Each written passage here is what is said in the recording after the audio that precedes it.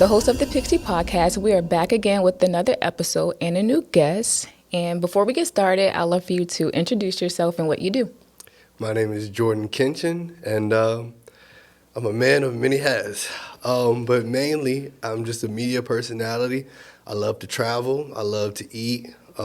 People have known me for doing interviews, pop the balloon, food reviews, just doing a lot. Awesome. So let's get started. So, do you think our generation celebrates the wrong parts of our culture? Well, I think that what's highlighted a lot of the times are going to be the negative things. I do see a lot of positive, but it's not on social media. Mm-hmm. I feel like social media, for whatever which way, maybe it's us, maybe it's the higher powers of whatever social media may be, but I feel like what I mainly see promoted is negativity. And that could look like a couple of different things. Maybe it's violence, maybe it's people just acting, I guess, in adultery. Gossip. A lot of just, because the Shade Room is one of the biggest platforms that there is. Yep. So, I mean, I think that social media, people love and thrive off negativity, but if we can get back to that human interaction off of social media, I think we would highlight more positivity. Yeah, I think so too. Like you said with the Shade Room, I had to literally unfollow them. Yeah, it gets messy. It gets messy. And it's so, I feel like a lot of the times for most people, it's easy to glorify and to show what, like the negative aspects of things instead of just looking at the bigger picture and saying, let me show something more positive. And it's the outcome as well too. I guess like people engage with negativity more because it's easy to put that out there, put it out on the front rather than like to laugh at people, point at them and laugh rather than putting something out in the positive and saying like, hey, you're doing your thing. Because at the end of the day, like we all have to grow in some way. Right. But I feel like it's just easier for people to hit that, like go towards negativity than positive because it's like a shame thing. Like, oh, I'ma laugh at you for whatever you're going through. Oh yeah, you're the man for this or you're the woman for that. When in reality it's like, what about the good? You know what I mean? You know what I think it is? And I agree to a lot of what you just said. And I think it's human nature to shame. To shame. And I think it's human nature to have a certain hierarchy. Mm-hmm. When you think about like back then and you're in Rome, you're in the Colosseum, right? Mm-hmm. And the way the Colosseum is, these people in the crowds, they're high up and they're looking down on the entertainment, the show. Make them feel good about themselves. What's happening in that show is negative. It's two people fighting each other to death. It's somebody fighting for their life. And people are pointing, laughing, edging them on, rather than when you see someone positive doing something, they turning their nose up. Oh, she thinks she better. Exactly. Why is that so easy to do that? If I see you doing your thing, good job. I congratulate you. I'm not a hater. You know what I mean? So I think we need to change that a lot. Sorry to keep it on. You know what I think it mainly is? What? Security. Mm-hmm. I think majority of people are very insecure people. So they need it. That validation. That validation. Yep. Exactly. We got to that quick. Yeah. That's what it was. You said culture should evolve. What's something people are glorifying right now that you think needs to die out? Well, where do I really start? But I think the first thing is image. Mm-hmm. I think that people really need to start taking better care of their image and what they're portraying out there. Mm-hmm. I think right now a lot of people are glorifying, I wouldn't say a negative image, just more so immature. Mm-hmm.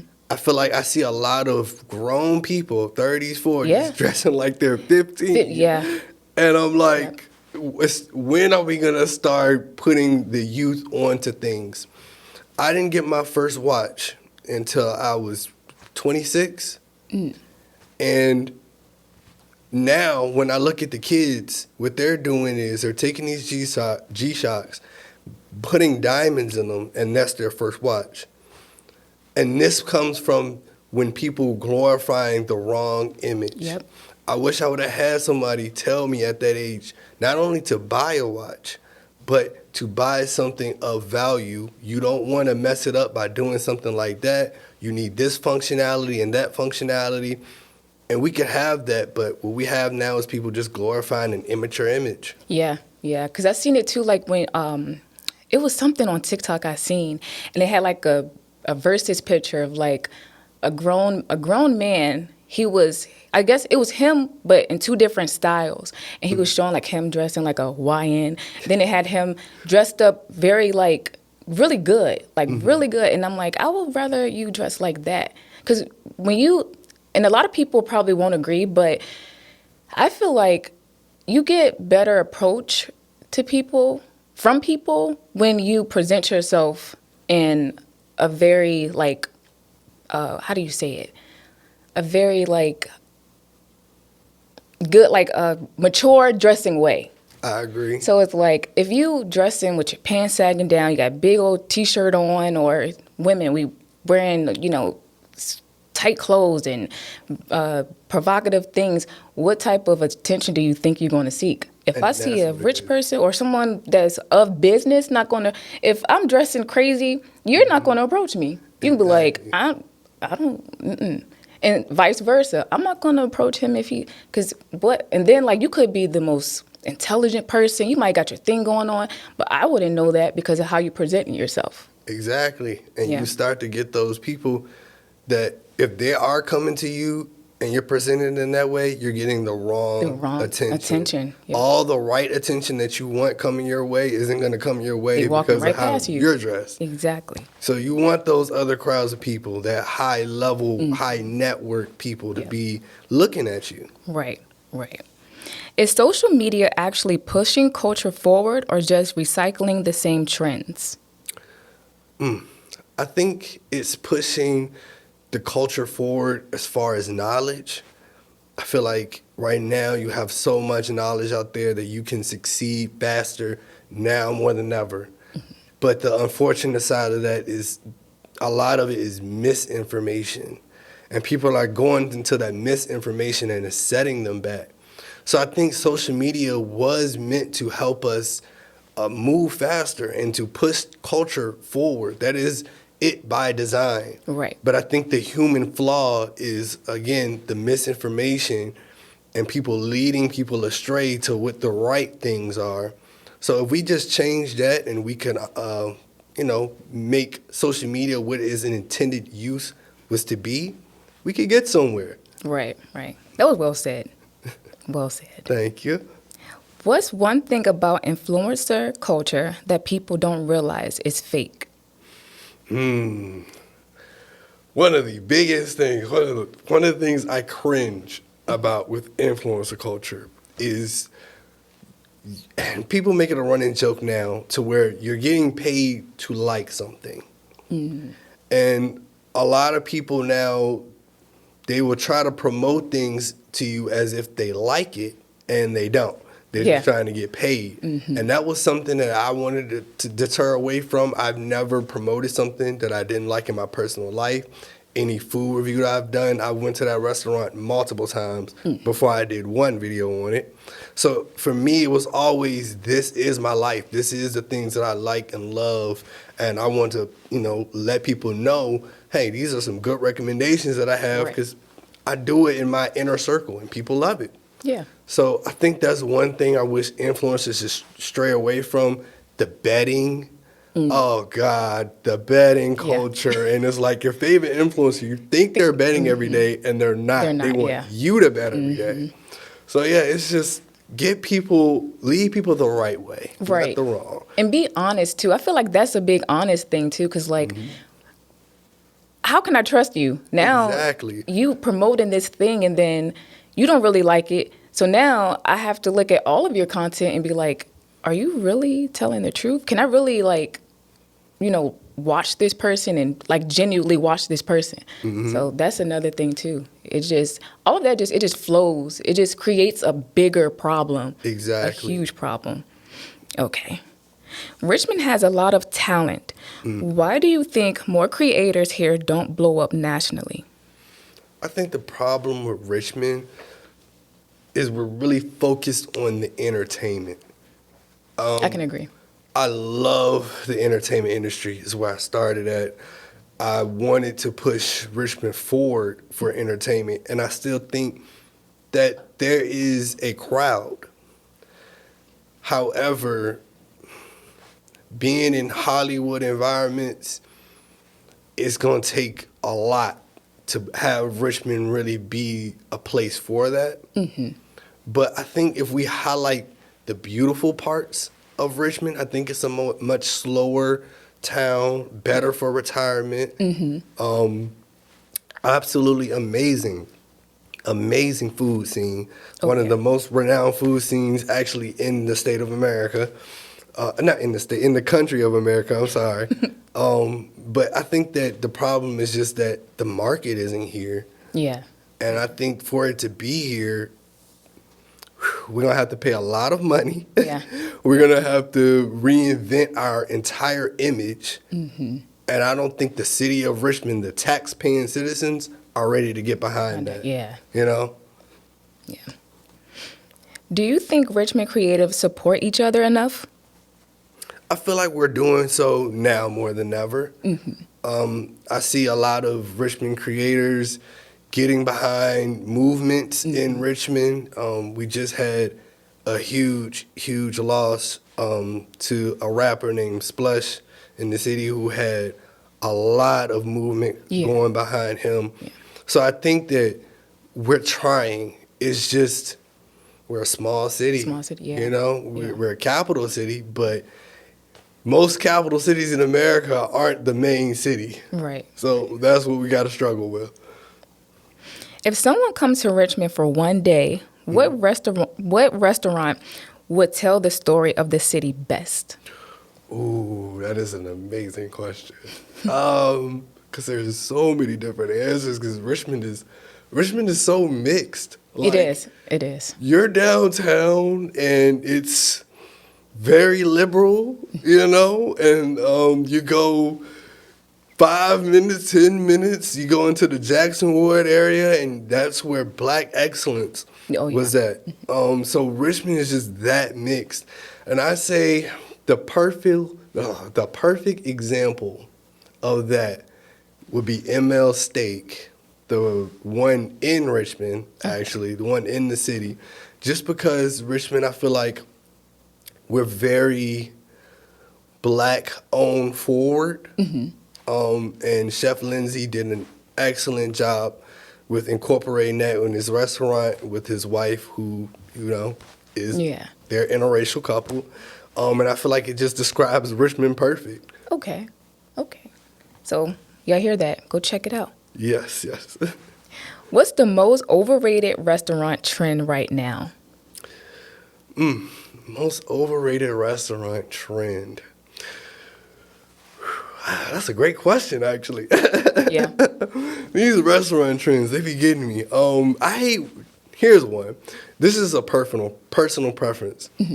I don't necessarily like the whole influencer supporting the like fast food chain thing. I don't really understand that, and I get that that's a thing. Like when people do the videos on like new McDonald's meal. It's like, what is it? What are you doing? What is this? What is that? I mean, I don't see the value. Yeah. But that's just my personal thing. I agree with you on that one. I would say, I mean, we all like to fine wine and dine, but I feel like that's I wouldn't say overrated, but I think it can be overrated sometimes. I would say like what is it? Ruth Chris. I think that's a little bit played out now. I think it's affordable. I think, of course, like some people probably like not able to have it sometimes, which is okay. But I think it's affordable. Whereas like I wouldn't say it's high end, but I think that's another thing where it's like, it's just, oh my gosh, I'm at Ruth Chris. Anybody could go there. It's affordable. Anybody can go. Yeah. I will say, you notice the crowd of people. So it's not more of a, so I'm thinking more so of the actual restaurant. So you thinking more, it's the crowd. It's the crowd. Okay. I love Ruth Chris. Okay. Now, I've been in D.C., I've been in New York, I've been in Richmond, which Richmond is actually the best one. But I look and I see the crowd and the atmosphere of people. I will say Ruth Chris isn't Mastro's. I don't have a lady playing the piano next to me. But it's still fine dining. The only thing is just culture knows about it. Okay. You don't hear Mastro's in a song. Okay. But it's in the same crowd. Right. I just think because certain people started to put a certain image around these specific things, now you see what type of crowd of people come. And then be like, okay, I can't come to this one. That makes sense now. That makes sense. I like your perspective. 'Cause I think that was more so probably why I started to feel like, oh, Ruth Chris is overrated. I'm not going to go there anymore because it became so popular. Because I'm the type, like, I don't club. Like, I don't club. I'm not into the raunchy, that type of crowd. I like to have my wine. I like to have, like, good eats and stuff. And I'm very dainty. Like, that's just me. So when I started seeing, like, a certain crowd go there, I'm like, so I guess, like, I started turning my perspective. Oh, it's overrated. Why is it? And it makes sense. It makes sense. Change your experience. Yeah. Go more closer to an earlier time. You want to go about 4 or 5 o'clock because I still have things that I like. You like wine, right? I love Napa Valley wine. Okay. Love it. Whenever I see that on the menu, I'm like, gotta have that. And Ruth Chris is one of those few places that's going to carry a Napa Valley wine. It's just the quality of things. You don't want to really miss out on it because people are making it. You know what I mean? I like that. I really do like that because I'm the type of person where I will stop. Like, if I see it's over, if I feel like it's getting there, I'm going to stop going. So I just go get my wine, go to just get whatever wine I get. I go home. And it's like I started to drive myself away from actually going out and enjoying myself because of that. So you just woke up something for me. Thank you so much because thank you because I needed that. You woke something up. No, you know what's another interesting way about that? And you're a girl, so I think you can relate to this. Louis Vuitton Never Fools. You know what that is? So it's a bag that basically every woman has. Okay. Well, not every woman, but it was a thing. It was a trending thing. And a lot of people have the knockoff versions. Now, this bag, although a lot of people have it, it's one of the most versatile bags and possibly top 3, actually. They did a study on it, the top 3 of the best luxury bags to have. It's reversible. It's big enough that you can carry enough stuff in it. It actually increases in value. So it's an asset.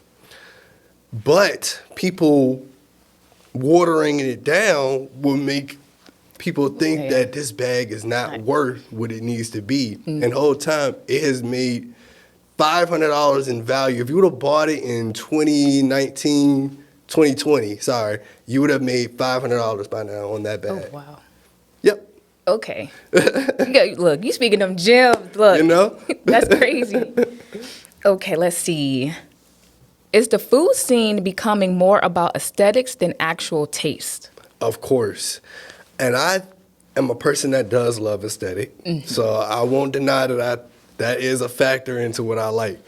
But when you make it just about aesthetic, now I have a problem. Because I at least need to enjoy the food that I'm eating. Right. And I will say, I don't judge DC food how I judge Houston food.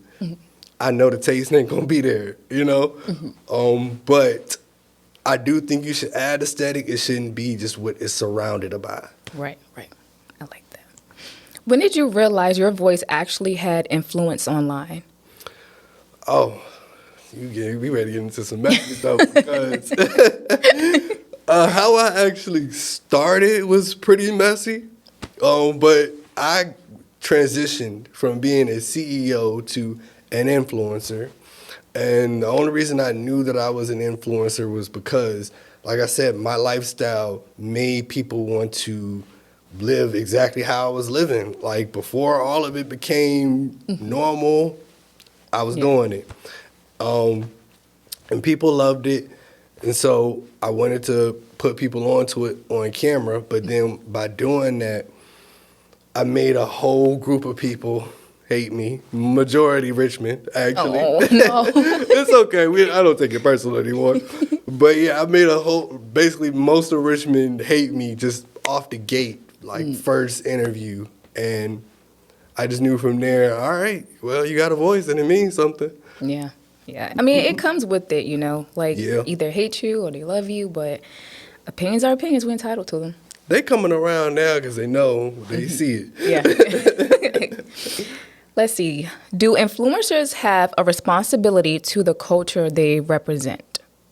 Yes, wholeheartedly. I think that if you want to call yourself an influencer, you should know that you have a responsibility to the people around you, the people watching you. And I tell my viewers all of this all the time, right?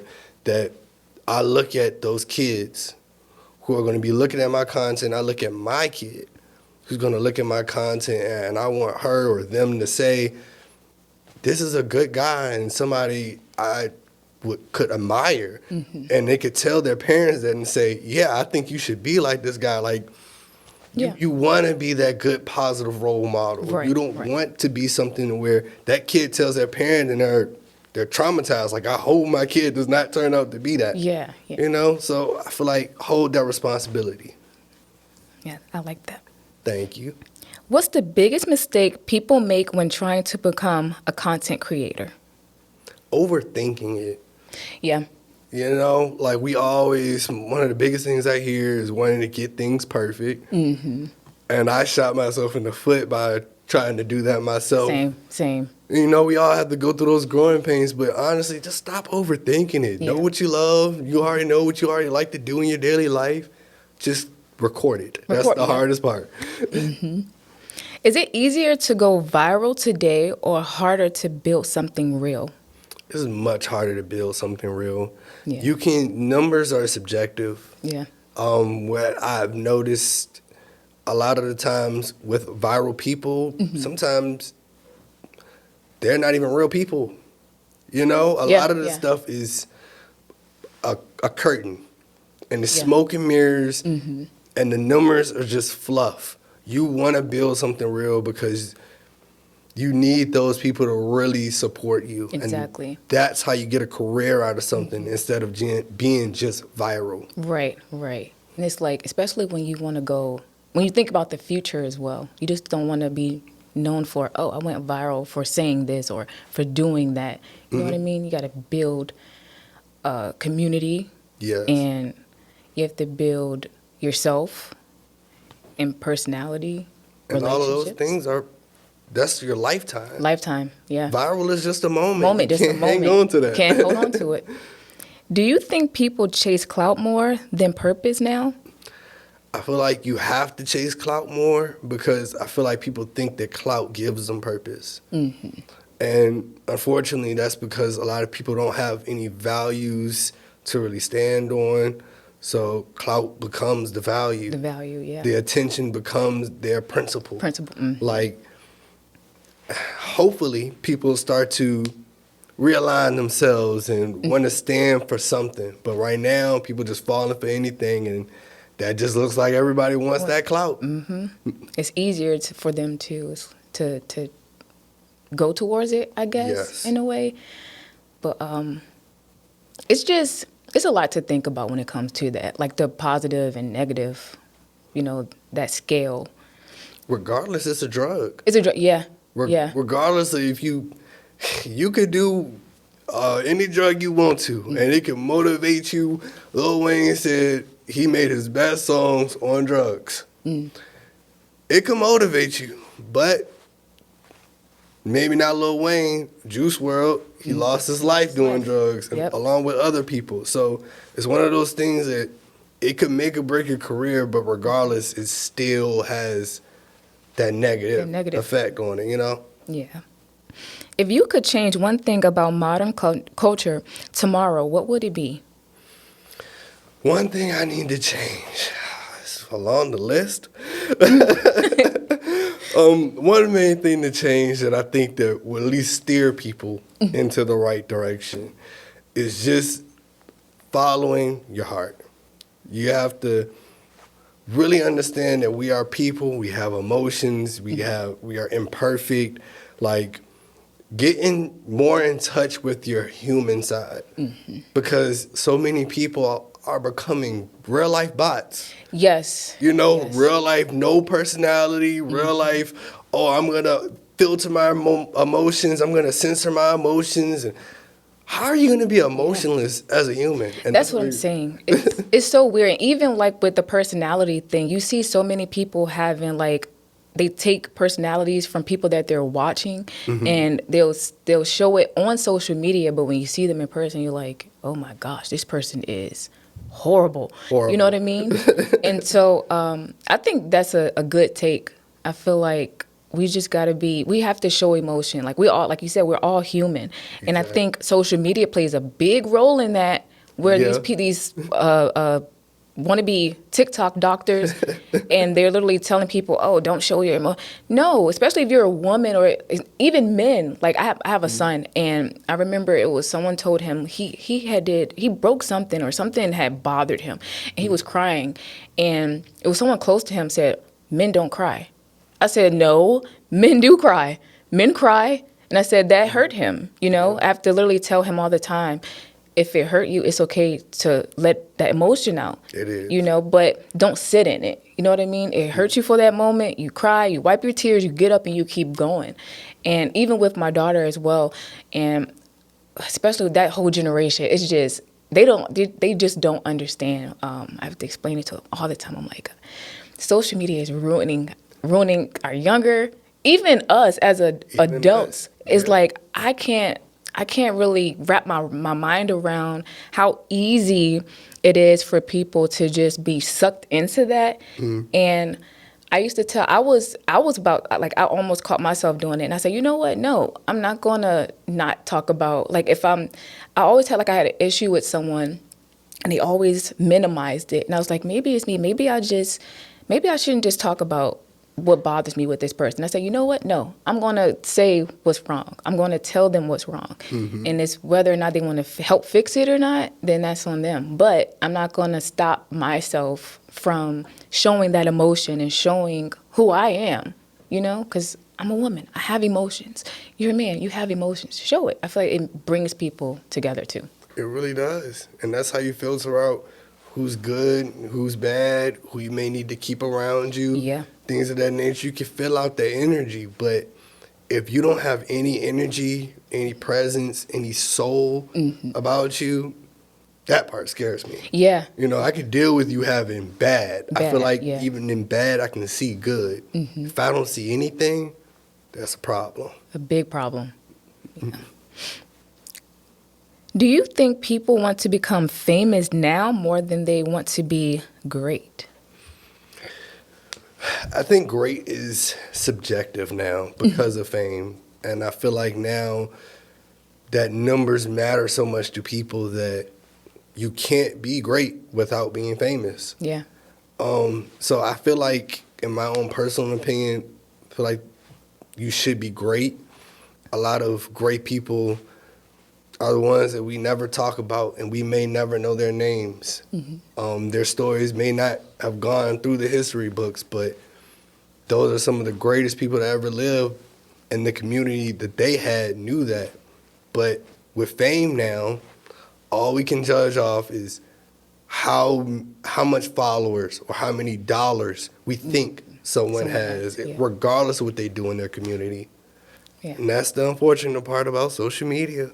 Yeah, because it's like I always say this. I'm like, you can be whatever you want to be on the internet. You can. Like everybody can live like, not saying your life is fake, but everybody has it all put together. They have like the likes, the views, the comments, the money. That's what they're portraying out there. And for me, I don't want to be like, it would be nice to be famous, to be well known and stuff like that, but I would also want to be great. Like, I want people to know me as, oh, she's great at what she does. She made an impact on people. She has a voice. You know what I mean? And you will get there. The unfortunate part is you have to finish last. So you have to be okay with this is going to take a while. If you're okay with keeping your dignity and keeping your morals and everything intact, be okay with it. This is going to take a while. And some people, even I, lose sight of it sometimes because you want to rush through that process. You want to get there when everything's figured out. But truth is, the good just finish last. That don't mean you don't finish. Yeah, but you're going to finish. You're going to finish. I like how you said the moral thing, too. That's another thing when it comes to content creation and all of that type of stuff. You would see, like, you would start off with, like, I model, too. So I've had, like, you know, different photographers, they'll reach out to me wanting to do certain things and stuff like that. And it's like, that's not the type of content I want to put out. I don't want to do that type of work. So I feel like sometimes people, we would lose our morals, or we'll be like, throw it to the side. I'm like, oh, this will make me, this will get me here. But not knowing, like, if I stand true with who I am, my morals, my standards, and stuff like that, I'm still gonna finish. I'm still gonna get to where I need to go. You know what I mean? So I think we all that's just something that I just want people to understand and know, especially, like, it's for men too, but it's like for women. I see so many women in the industry, they will start off with being one way, and then all of a sudden it just gets switched. And I'm like, she lost all of her morals, her standards. Now she's doing this. She got wrapped into this industry and she can't get out. And it's like, oh, I have to do it because of the money. I have to do it because of... No, you don't. That's the trap. You can still be a model and be fully dressed. You can still be a model and not do certain content. You can still do that with still holding who you are. Because I'm the type of person, if I don't want to do it, I'm not going to do it. And I love the word no. Love the word no. So, yeah. Let's get into our this or that segment. So, fine dining or hidden gems? I love hidden gems. Don't get me wrong. Fine dining only because fine dining it's gonna be right majority of the time. Yeah. Hidden gems is very hit or miss. Yeah. Posting consistently or posting perfectly? Ooh, if you want to build a brand, you want to start to post less, but have that more curated look. If you just want to grow fast, post consistently. I like that one too. Trendsetter or trend follower? When you like me, you got to be a trendsetter. Trendsetter, yeah. Okay? When you like me, you got to be a trendsetter. But if you want to just get quick engagement, you want people to just immediately follow you, just follow the trends. Follow the trends, yep. Risk everything or play it safe? I'm a risk taker. Risk taker. Me too. I'm a risk taker. I will spend everything that I got on an opportunity to happen. Yeah, me too. Attention or respect? Ooh, I demand respect.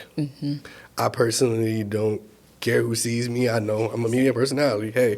But I demand my respect. I like that too. Like, I think people just don't get it. Like not everybody, but some people just don't get it. Like, I don't like attention. Yeah. Like, I'm the type of person, when you see me, I would be by myself. I would be in the back. Same. I'm not gonna, I'll walk into a room. I'm very confident in who I am and myself. Same. But I don't need to walk into a room and have to want attention, or walking around and having to be flamboyant in spirit and literally, hey, it's me. No, like, if you see me, you see me. If you don't, you don't. So I like respect too. Looking successful or actually being successful? Regardless, you need to look successful. Regardless. Regardless, yeah. I don't care if you got 10 cents It's in your pocket. Yep. You better look like good. something. Yes. That's all. I had seen a video on TikTok about that, and you gotta look it, because you never know who's in the room. Exactly. Because if I came in there just like how I'm dressed now, and I go into like this big corporate place and I'm like an event or something, nobody not gonna walk up to me. They're gonna be like, "She's not about business. She in here just hanging around." Come in there, and I'm fully like, I got on a suit, heels. I'm looking great. They're like, "Oh, she about business. She didn't come here just to lollygag and play around." Yeah. So looking is key. You want to have your pockets right. Yeah. If you can't. So yes, before we end this episode, I would love for you to just talk about whatever you have going on in the future. Talk about your social media and all that stuff too. Well, of the many, many things, right now what I'm heavily focused on is the Lunch Break Podcast. Would love to have you on, by the way. Awesome. If you're ever interested, I do them in different cities all the time. And we're actually going to be coming out very soon with a network. Okay. Very excited for people to see that. The biggest thing that people will be seeing me on is Matchmaker VA. I'll be doing my one-on-one interviews this weekend for that, so please stay tuned for that. And after this, I'm in Atlanta. Okay. I'm in Atlanta. It's my daughter's birthday. Oh, happy birthday. Thank you. She's so precious, and she's going to love her hot lemon pepper wet. Yeah. I love that. I love that for her. I love it for her. Yeah, that's it for me right now. And shut up. Let everybody know your social media handles and stuff, where to find you. Yes. That's Jordan Kenchen, JordanKenchen. Really, just Google it. I mean, just Google it. I ChatGPT'd it the other day, and I came up, and they did a whole little bio thing. I was like... So, you just look that up, and it'll come up. And yes, I'm going to have everything in the description box below. And yes, I am Diam. This is the Pixie Podcast, and we'll be back again soon. Bye.